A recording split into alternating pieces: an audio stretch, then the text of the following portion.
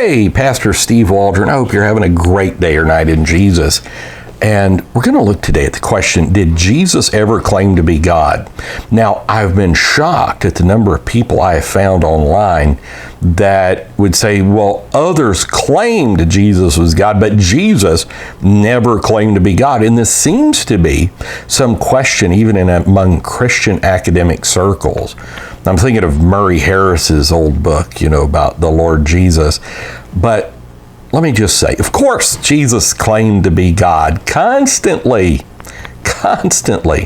And I just pulled up here like John 8:58. Jesus said unto them, verily, verily, I say unto you, before Abraham was, I am. Well, they understood he was claiming to be God because in 8:59, then took they up stones to cast at him. Claiming to be the I am of the Old Testament. Just a little bit later, he said, I and my Father is one. Again, they took up stones to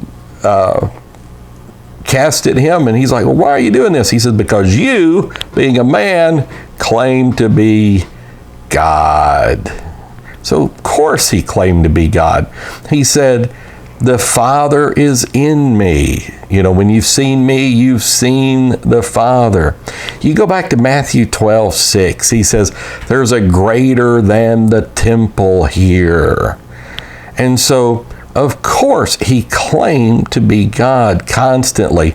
He would even make statements like, my house shall be called the house of prayer. He's claiming to be God the Father in those instances. Where two or three are gathered together in my name, there am I in the midst of them. When you had 10 bar mitzvah Jewish boys or men, the glory of God would be there.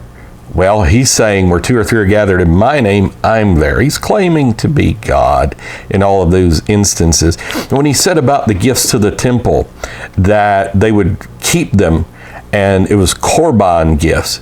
He said, whatsoever you might be profited by me. He's claiming to be God. He's claiming to be God the Father.